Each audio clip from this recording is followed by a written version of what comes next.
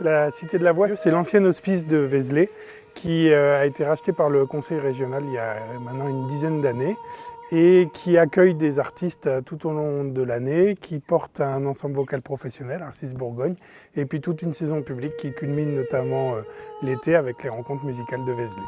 On s'adresse à la fois au public iconé et puis du nord de la Nièvre également.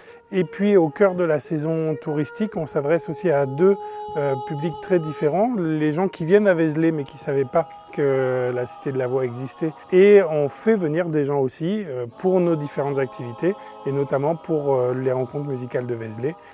La colline de Vézelay et puis principalement la basilique, c'est sûr que c'est un lieu exceptionnel du département de l'Yonne, de la Bourgogne-Franche-Comté en général aussi. Il y a toujours des gens qui viendront voir Vézelay.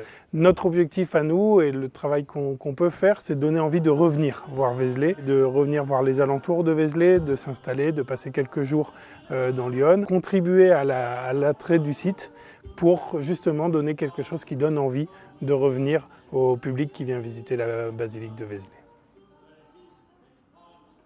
Nous, on vient de Belgique, on s'habite tout près de Bruxelles, la capitale. Nous sommes ici en vacances de noces. On est venu ici parce que c'était indiqué dans le bouquet qu'on a un bouquet de tours du Bourgogne à vélo. Et parce que la personne où on a dormi cette nuit, le monsieur a dit il faut vraiment aller parce que c'est vraiment belle là-bas en haut.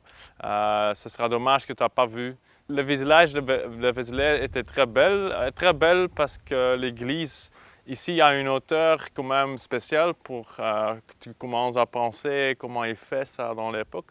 Et à l'intérieur, avec les sœurs qui chantaient, c'était fantastique. On a acheté des macarons ici, c'était magnifique, ils sont très bien. On a goûté pendant le café ici. Le camping aux côtés du canal de Bourgogne était magnifique. Des bons vins. On a bien goûté le Chablis en Chablis. Dormi dans le B&B chez des gens très, très gentils, très bons repas, petit déjeuner et des bons lits, qui est très important aussi. Oui, vraiment chouette ici. Et voilà. Eh ben, bonne route. Au revoir. Au revoir.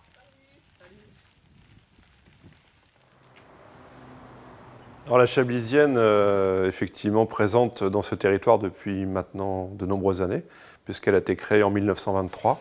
Donc structure coopérative, mais avant tout grande et belle maison de vin qui rayonne en France et à l'international. Donc concernant effectivement l'accueil du grand public, le caveau de vente est un lieu d'accueil, mais c'est aussi et surtout un lieu d'échange, un lieu de communication. Depuis 2010, des investissements importants ont été engagés pour pouvoir faire évoluer ce caveau de vente, pour le repositionner effectivement en rez-de-chaussée. Chablis, c'est quelque chose de particulier, c'est beaucoup d'énergie à l'image de ses vins, c'est beaucoup de pureté, mais c'est aussi beaucoup d'énergie, beaucoup de dynamisme. Ce bien commun, ce patrimoine commun, il est important effectivement de le protéger et il est important de le travailler tous ensemble pour faire que l'offre soit cohérente, soit qualitative. Il est important que tous les acteurs, tous les opérateurs puissent travailler ensemble pour faire que Chablis soit abordable et qu'effectivement, aussi bien en restauration qu'en hôtellerie, qu'en dégustation, qu'en œnotourisme, on puisse proposer beaucoup d'activités. Chablis, c'est un élément moteur, c'est un élément fort et il faut vraiment capitaliser sur Chablis, sur ce lieu d'attractivité et de notoriété. On vient de l'Allemagne, on vient souvent à Lyon parce que ma sœur a une maison de campagne à Saint-Sauveur et on profite de la région, de la culture. On a vu le chantier médiéval de Guédelon et les rognons, les sept écluses. C'est très intéressant. Auxerre, naturellement, et les samedis, on va au marché de Toussy, c'est très, très, très joli. En Allemagne, le Chablis a une réputation élevée, oui. Et si nous sommes dans la région, on y va, naturellement. Et on a acheté quelques bouteilles.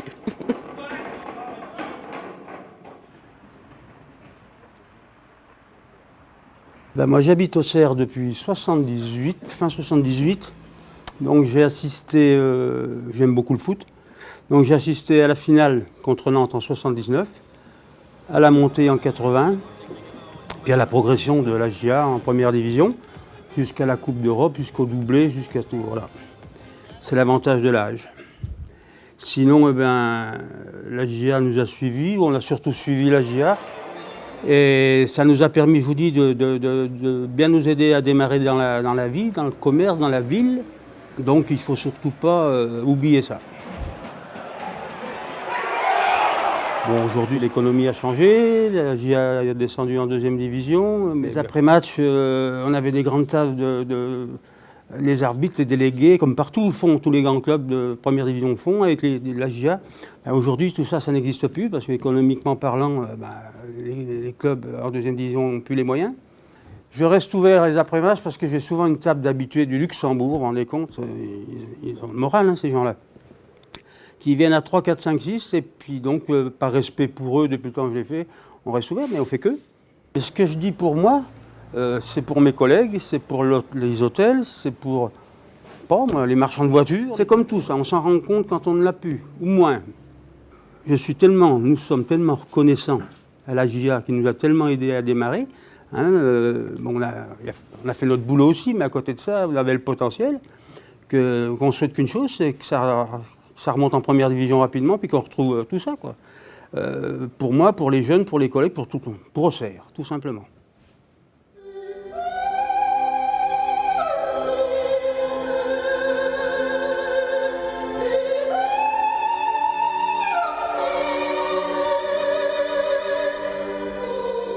J'habite à Paris et je suis de passage ce week-end spécialement pour rendre visite à des amis et découvrir la ville de Sens, les illuminations.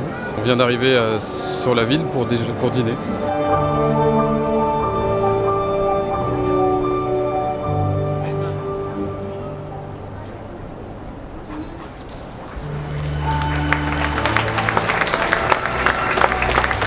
Nous avons vu le spectacle et c'était tout à fait captivant, tout à fait majestueux, je dirais aussi.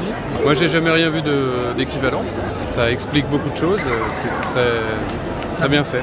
Ça m'a largement fait découvrir l'histoire de la cathédrale, un petit peu de la région. C'est là qu'on a construit la première cathédrale gothique, donc c'est pas rien, je dirais. Moi j'ai trouvé ça aussi assez beau, et puis la prouesse technique de cette mise en image et en couleur est assez extraordinaire, parce que c'est le cadrage des dessins sur la façade avec les reliefs de la façade, c'est vraiment une très belle mise en valeur de ce chef-d'œuvre qu'est la cathédrale de Sens.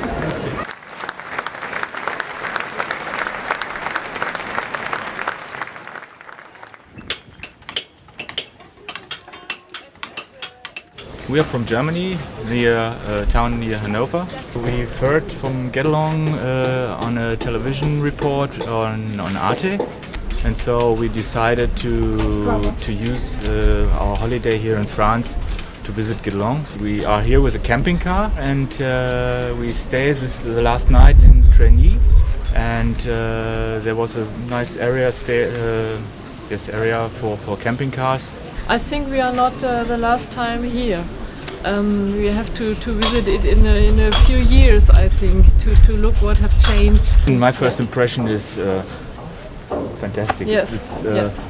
It's like in the Middle Age, and a lot of people, too many tourists, but when you think they aren't here, it's just like in the Middle Age. Very nice. L'idée de s'installer à côté de Guédelon, ce n'est pas une idée tout à fait innocente. Marilyn Martin a démarré Guédelon, le chantier médiéval, une locomotive incroyable. Donc installer le parc Aventure du Bois de la Folie là-bas, c'était pour moi une évidence. Non pas juste parce qu'il y avait beaucoup de visiteurs, mais parce qu'il y avait un ensemble, il y avait déjà un groupe, déjà une énergie qui se faisait de tous les gens qui travaillaient là-bas. Il y a des saisons, des moments dans la saison qui sont tout à fait classiques, c'est-à-dire qu'on va avoir au mois de juillet tout ce qui est institutionnel, ça va être les centres de loisirs, les colonies de vacances. Au mois d'août, ça va être plutôt les familles. Au mois de septembre, ça va être les individuels. ou les incentive tours qu'on va avoir avec les journées d'intégration par exemple. Et en avant-saison, avril, mai, juin, c'est beaucoup de scolaires. Il y a une partie qui va être active sur le parc, dans les arbres, une partie plus intellectuelle, si on peut dire comme ça, qui sera à Guédelon. Dans un très petit territoire, entre Saint-Sauveur, Saint-Fargeau et Trény, on peut aussi très bien se loger, manger, faire des activités, faire des tas de choses. Juste dans un périmètre très restreint.